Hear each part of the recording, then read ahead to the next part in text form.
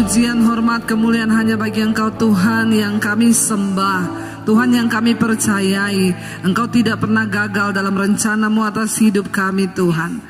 Karena itu ajar kami boleh selaras dengan kehendak Tuhan dalam hidup ini, supaya apa yang sudah Tuhan rencanakan dalam hidup kami boleh terlaksana. Ajar kami mengenal Engkau lebih lagi Tuhan. Ajar kami untuk lebih dalam lagi membangun hubungan yang intim dengan Tuhan. Karena kami percaya pengenalan yang benar akan Tuhan akan membawa kami menemukan semua tujuan Tuhan dalam hidup kami. Terima kasih Bapa, urapi hamba yang tidak ada apa-apanya, urapi setiap kami. Dalam nama Tuhan Yesus yang percaya Tuhan di tengah kita, memberkati kita, katakan bersama, amin. Tepuk tangan buat Tuhan Yesus saudara. Silakan duduk. Berapa banyak yang percaya bahwa Tuhan tidak pernah gagal rencananya atas hidup kita? Iya, Tuhan memang tidak pernah gagal, tapi yang bisa menggagalkan rencana Tuhan itu siapa? Ya, kita. Dan ya memang selalu begitu. Kenapa rencana Tuhan tidak terjadi atas hidup kita, atas hidup manusia? Ya karena manusianya yang menggagalkannya. Saya difoto dulu ya, oh sudah ya. Iya Bapak Ibu, untuk bisa selaras dengan rencana Tuhan ya, kita ini harus berjalan, harus berada pada frekuensinya Tuhan ya, supaya bisa match gitu ya. Kita kalau dengar radio kresek-kresek enak enggak? Ya karena tidak kena pada frekuensinya. Lah supaya kita bisa satu jalan, satu arah, satu frekuensi dengan Tuhan, tentunya itu tidak datang begitu saja saudara. Nggak mungkin kita cuma Kristen yang tiap minggu ke gereja toh. Ya terus kita langsung ngerti gitu rencana Tuhan. Ya nggak ada kayak begitu. Karena hubungan iman itu harus dibangun. Ya. Yang ada tuh hari-hari ini banyak orang Kristen mau cari jalan pintas ya. Kalau mau menikah, kenalan, datang sama saya Bu Debi. Doakan ya, kapan ibu ada waktu? Kenapa? Saya mau kenalin pacar saya sama ibu. Terus ya ibu bisa lihat, bisa timbang apakah dia dari Tuhan atau bukan. Ya, terus dia pikir nanti jangan salah ada yang bawa sama Pastor Yosua, tolong Pak ini dilihat ya. Jadi kita kalau dibawa begitu, iya bawa ke sini aja. Nanti kalau saya ketemu dia saya bilang, tatap mata saya. Dipikir pendeta itu dukun. Enggak ada satu orang pun yang bisa tahu rencana Tuhan atas hidup kita selain kita dengan Tuhan dong. Karena rencana Tuhan gak bisa diwakili.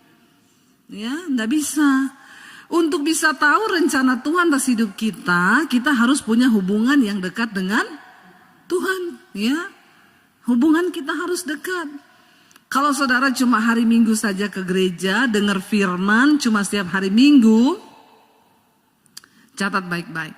Maka dalam 365 hari dalam setahun, saudara cuma beri waktu untuk Tuhan 4 hari. Kalau cuma 2 jam setiap minggu ke gereja, dalam setahun 4 hari. Yang saudara kasih buat Tuhan. Saya mau tanya, setahun 365 hari, saudara kasih 4 hari cukup gak buat imanmu tumbuh? Ya, enggak mungkin. Pasti imannya mati. Lihat kanan kirimu, mati enggak? Ya, iya, karena kebanyakan orang Kristen begitu. Ya, mereka merasa udah Kristen, udah ke gereja itu udah wow banget. Saya ini nggak pernah bolos loh ke gereja tiap minggu. Dia pikir udah cukup. Dan kayak begitu, pengen tahu kehendak Tuhan yang enggak bisa. Untuk membangun sebuah hubungan dengan Tuhan yang dekat, kita butuh yang namanya pengenalan. Makanya kita bisa menyembah Tuhan dengan leluasa. Kita bisa berkata, yes Tuhan rencanamu tuh gak pernah gagal. Kalau kita memang mengenal Tuhan dengan benar.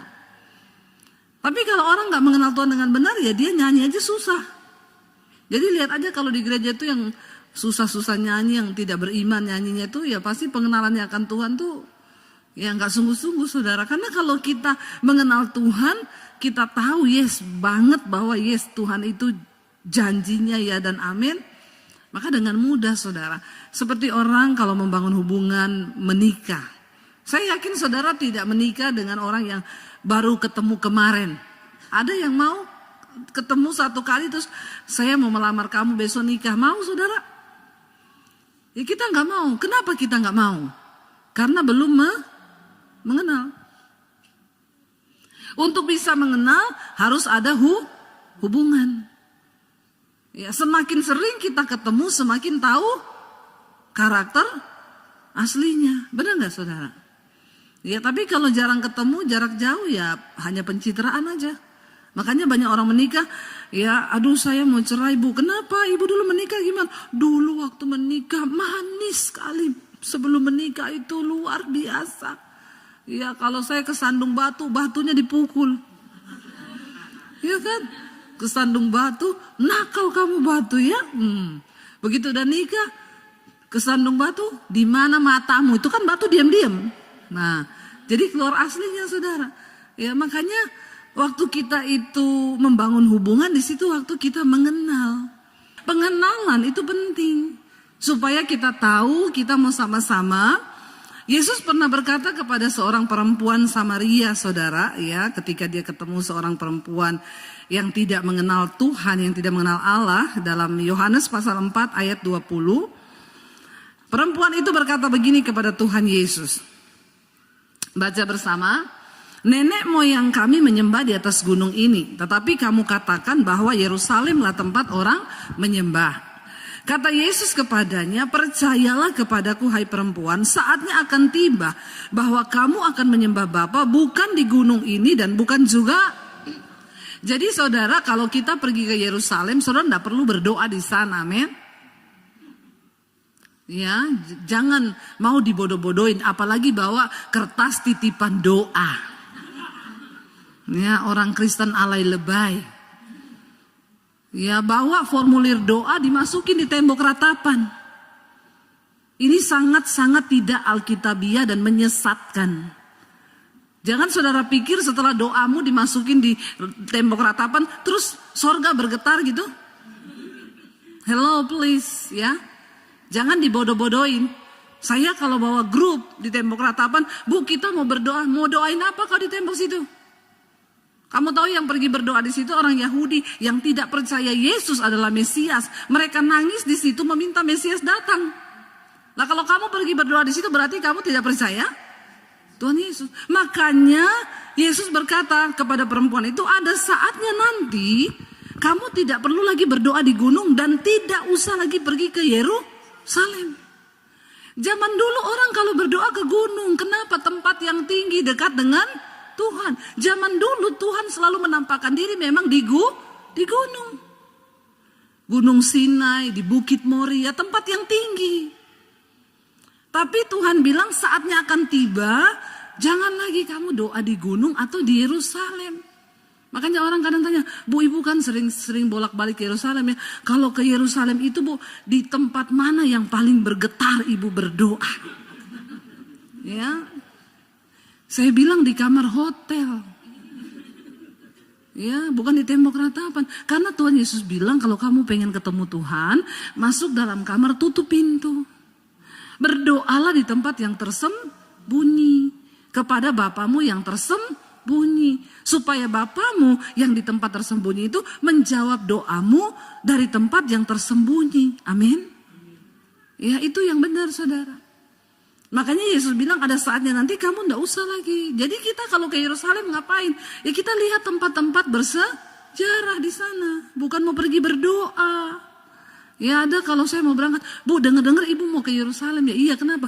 Titip dong bu. Pokok doa buat masuk ke tembok ratapan.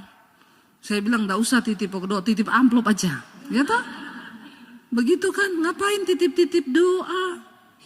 Nggak usah saudara. Lalu Yesus berkata kepada perempuan ini ayat 22, kamu menyembah apa yang tidak kamu kenal. Kami menyembah apa yang kami kenal, sebab keselamatan datang dari bangsa Yahudi. Penyembahan bicara tentang pengenalan. Bagaimana mungkin kita menyembah sesuatu yang tidak kita kenal. Lucu kalau ada orang Kristen ke gereja bolak-balik tiap minggu, tapi mereka nggak kenal Tuhan.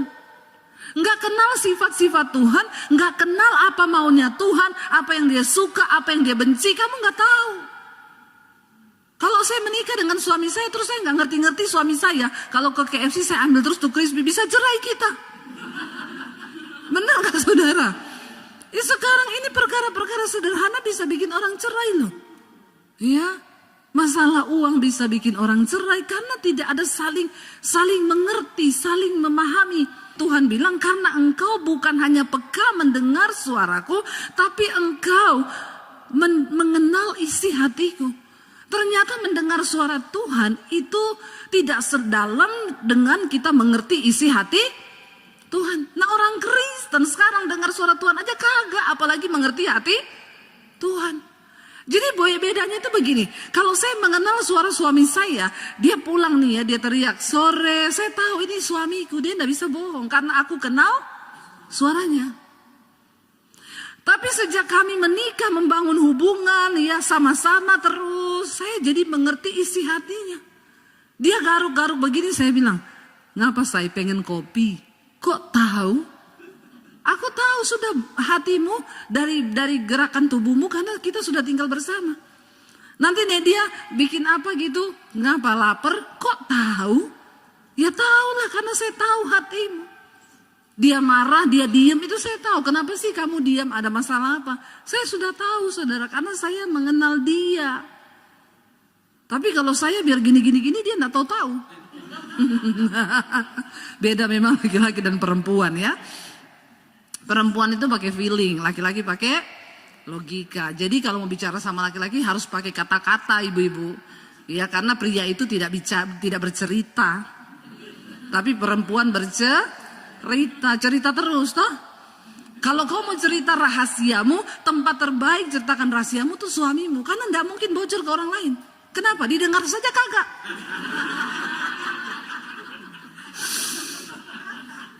Haleluya ya. Enggak lah, didengar lah saudara ya. Tapi beda memang ya. Nah, ketika kita membangun hubungan sama Tuhan, kita bukan hanya bisa mendengar suara Tuhan, kita ngerti hati Tuhan. Dan ini goalnya loh menjadi Kristen. Kalau kita bangun hubungan intim dengan Tuhan, kita ngerti apa maunya Tuhan. Waktu kita jadi orang Kristen yang ngerti maunya Tuhan, wow enggak? 3 kali. Itu baru benar. Kita ngerti kehendak Tuhan, kita ngerti hati Tuhan. Tuhan belum suruh kita sudah bikin. Wow, kita ini jadi anak yang menyenangkan enggak? Kalau kau punya anak, anakmu belum kau suruh, dia sudah bikin. Senang enggak kau?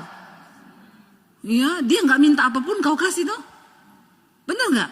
Kalau anak kita menyenangkan kita, kira-kira dia minta kasih enggak saudara? Kasih, karena anak ini dia mendapatkan hatiku. Firman Tuhan berkata gini, 1 Korintus pasal yang ke-6 ayat 17. Baca bersama 1 Korintus 6 ayat 17, 1, 2, 3. Tetapi siapa yang mengikatkan dirinya pada Tuhan menjadi amin. Siapa yang mengikatkan dirinya dengan Tuhan menjadi satu roh dengan Tuhan. Wow enggak? Dan ini goalnya kita loh jadi Kristen. Karena waktu Tuhan Yesus datang, dia mencari orang yang serupa dan segambar dengan dia. Gambar diri Allah dalam diri manusia itu rusak karena dosa. Nah, ini saya kasih tahu sama saudara supaya saudara bisa jelaskan kalau ada orang yang tanya. Karena Alkitab bilang, siap sedialah kamu untuk memberikan pertanggungan jawab terhadap orang yang tanya tentang imanmu. Amin. Jadi kalau ada orang tanya, lu kan Kristen ya, kenapa Tuhan Yesus mati? Lu gak usah gini, tunggu ya, tak kasih nomornya Pastor Yosua ya, ini gembala saya. Nanti tanya aja sama dia. Nggak boleh loh saudara. Karena kalau dilihat dari segi umur saudara itu harusnya jadi pengajar. Siapa yang udah Kristen lebih dari 10 tahun? Angkat tangan yang udah Kristen, ini baru kemarin mualaf ya? Atau murtadin ini? Nah, baru murtadin ya kemarin ya? Yang sudah lebih dari 10 tahun jadi Kristen, angkat tangan. Sudah tua kau sayang. Ya, bilang kanan kiri, udah tua kau. Ya, dan ditinjau secara umur harusnya kita ini udah jadi pengajar loh. Tapi kenapa kau, ya Rasul Paulus bilang, tapi jangankan jadi pengajar, asas-asas tentang kekristenan saja kau masih harus diajar. Kenapa? Karena enggak pernah cari Tuhan, enggak pernah kenal hati Tuhan, enggak pernah baca Alkitab. Enggak pernah baca Alkitab. Saudara, Yesus itu mati, kita ini kan tadinya diciptakan serupa dan segambar dengan Allah. Tapi akibat dosa, gambar diri Allah dan diri manusia itu rusak. Makanya ayat firman Tuhan berkata, waktu kita dijadikan, Tuhan menciptakan kita serupa dan segambar dengan Tuhan. Ya, ada roh Tuhan dalam diri manusia. Tapi karena manusia jatuh dalam dosa, gambar diri Allah itu menjadi rusak. Kita kehilangan kemuliaan Allah dan upah dosa itu maut. Kita semua ini terhukum, terkutuk di bawah hukum maut, hukum dosa. Tuhan Yesus datang ke dalam dunia. Kalau ditanya kenapa Yesus mati, memang dia datang untuk mati. Dan Tuhan datang sebagai manusia untuk memberikan contoh kepada manusia, ini loh yang harus kau tiru tuh ini. Dia datang sebagai manusia. Waktu Yesus mati di atas kayu salib, semua orang yang menerima kematiannya, darah yang tercurah, menyerahkan diri, bertobat, mengikatkan dirinya dengan Allah, dikatakan dia menjadi satu roh dengan Tuhan. Gambar diri Allah dalam diri kita kembali diperbaharui. Nah, ketika Yesus datang kali yang kedua, dia akan cari orang-orang yang serupa dan segambar dengan dia. Makanya kita perlu punya roh Allah, mengikatkan diri dengan Tuhan. Bagaimana mengikatkan diri dengan Tuhan? Masuk dalam keintiman hubunganmu dengan Tuhan. Ya, memang ada harga puasa. Puasa di sini bukan intermittent fasting ya, 16 jam, mau kurus. Itu mau kurus. Ya. Kalau puasa mencari kehendak Tuhan, kau doa, jangan cuma intermittent toh untuk kurus. Sekarang kan luar biasa loh orang-orang ini karena mau sehat ya. Jadi saya sekarang berapa? 16 jam, 18 jam, 24 jam. Ya, tapi cuma mau kurus.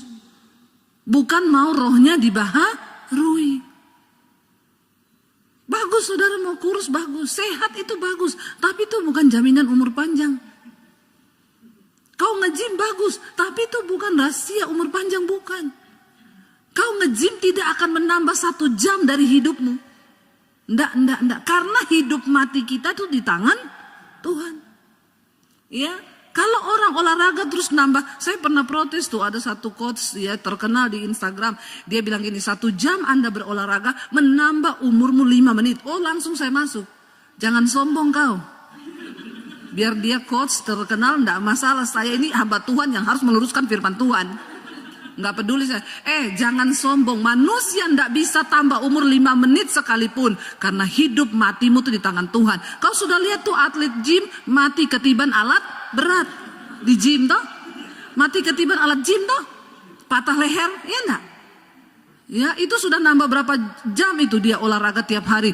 Nambah berapa menit itu umurnya itu, coba. Kalau 1 jam 5 menit, dia seumur hidup itu sudah gym-gym terus, berarti udah nambah berapa menit. Tapi buktinya masih muda mati. Nggak boleh sombong, karena hidup ini di tangan Tuhan. Saudara mau makan putih telur 2 pagi hari, dada ayam 500 gram siang hari, bagus. Tapi itu bukan untuk umur panjang, cuma untuk hidup Jangan salah loh ya. Nanti kita jadi orang yang takabur. Kita pikir karena kita mau umur panjang, makan sehat. Jangan percaya itu. Jangan. Kalau kau percaya itu berarti kau tidak mengiyakan kuasa Tuhan atas hidupmu. Ayo kita membangun hubungan yang intim dengan Tuhan. Supaya kita ini bersatu dengan Tuhan. Kapanpun kita mati gak masalah. Karena kita sudah mengikatkan diri dengan Tuhan. Kita jadi satu roh dengan Tuhan. Kita layak untuk masuk dalam kerajaan surga. Lalu apa keuntungannya kalau kita ini saudara mengikatkan diri dengan Tuhan, membangun hubungan yang intim dengan Tuhan? Ya, ayat yang ke Mazmur 118 ayat 5 berkata begini. 1, 2, 3. Dalam kesesakan aku telah berseru kepada Tuhan. Tuhan telah menjawab aku dengan memberi kelegaan. Orang-orang yang intim dengan Tuhan, ketika engkau ada masalah, engkau tidak perlu telepon Pak Yosua, engkau nggak perlu cari Debbie Basir. Waktu engkau ada dalam masalah, kau cukup datang kepada Tuhan, masuk kamar, tutup pintu, berseru kepada Tuhan. Iya, berseru.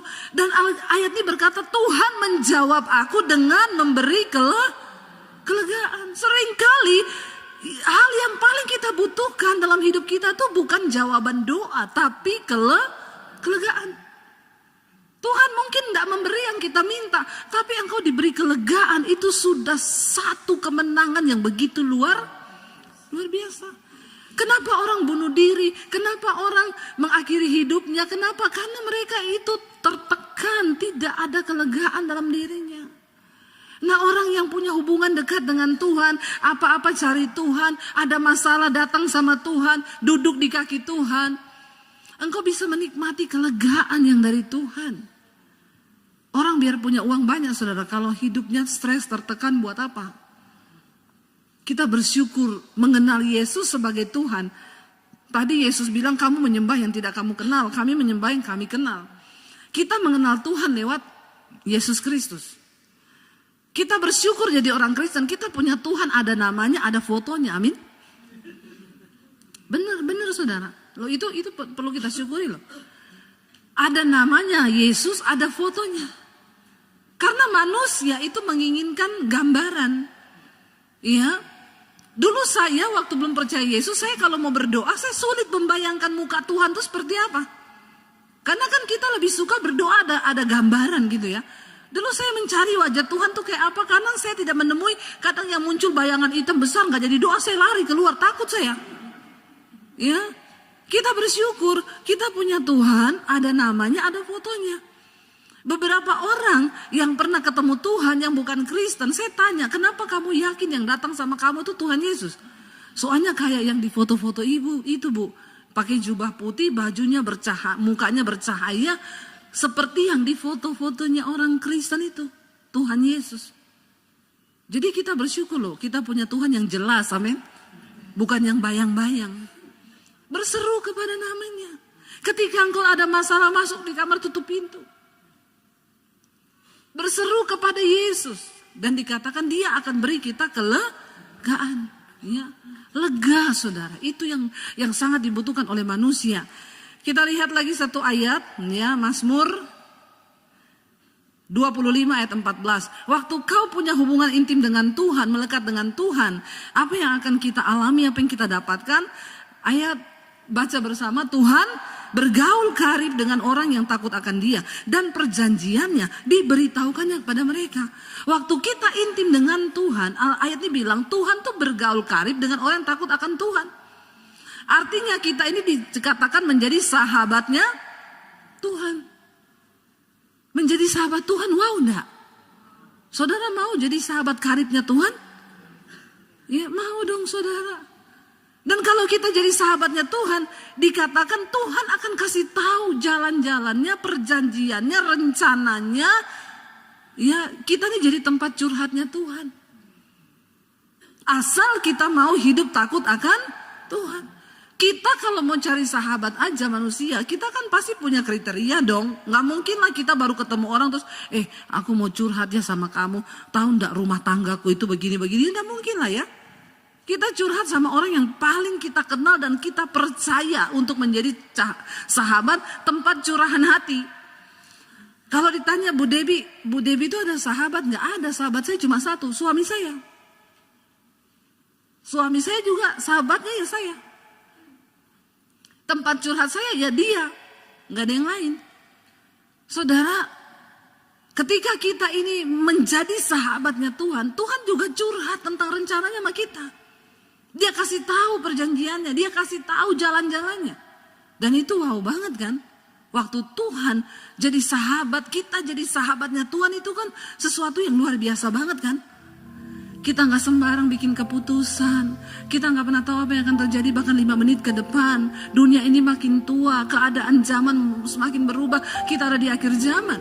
Dan Tuhan berjanji orang yang hidup dekat dengan Tuhan, mereka tidak akan pernah ditinggalkan. Karena Tuhan akan tuntun langkah kita. Karena Tuhan akan kasih tahu jalan-jalannya kepada kita, rencananya kepada saudara dan saya. Amin. Biarlah keinginan rindu hati kita cuma satu, kita mau bilang, Tuhan, kami ingin mengenal Engkau lebih dalam lagi. Bangkit berdiri bersama saudara. Terima kasih Tuhan. Terima kasih Yesus. Kita mau bilang pada Tuhan, kami rindu Tuhan mengenal Engkau lebih dalam lagi. Ingin mengenal-Mu Tuhan lebih dalam dari semua yang ku kenal. Tiada kasih yang melebihi-Mu. Ku ada untuk menjadi penyembah-Mu.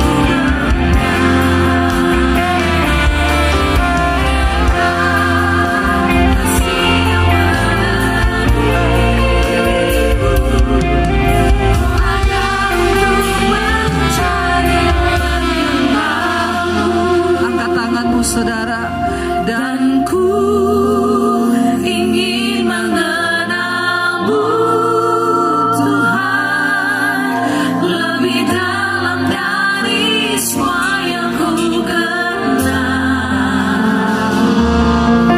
Tiada kasih yang melebihi-Mu. Ku ada untuk menjadi penyembah-Mu. mari tutup mata dalam hadirat Tuhan saudara. Yang Tuhan mau hari-hari ini, kita mengenal Dia lebih dalam lagi. Bangun keintiman dengan Tuhan. Biar Tuhan bukan hanya jadi sekedar pelengkap dalam hidup kita, tapi Dia menjadi fokus dan tujuan hidup kita. Sebab kehidupan di dunia ini fana dan semua akan berakhir. Tetapi iman, tetapi kehidupan kekal, rohani kita, itu yang akan kita bawa untuk menghadap kepada Tuhan. Biarlah hari ini kita mau berkata, Tuhan, kami mau tinggalkan segala dosa yang menghalangi kami untuk bisa dekat dengan Tuhan. Sebab Allah itu kudus, dan kuduslah kamu sebab aku kudus. Karena tanpa kekudusan tidak ada seorang pun akan melihat Tuhan. Bapa, hamba berdoa buat umat-Mu, buat gereja-Mu di akhir zaman. Tuhan, kuatkan setiap jemaat-Mu Bapa, sehingga kami dapat menyelesaikan pertandingan iman kami sampai di garis akhir.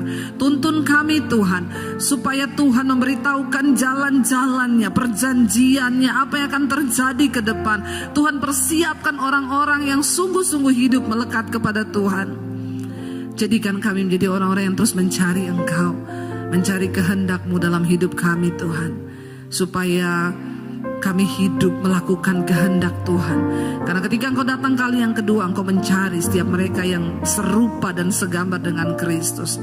Firman-Mu sudah selesai diberitakan, tapi Roh Kudus akan materaikan ini. Terimalah kiranya berkat, rahmat, anugerah dari Allah Bapa, cinta kasih dari Tuhan Yesus Kristus, penyertaan Allah Roh Kudus yang akan terus menyertai hidup kita. Mulai dari hari ini bahkan sampai kali yang kedua, Tuhan Yesus datang kembali. Nama kita tercatat di dalam kitab kehidupan.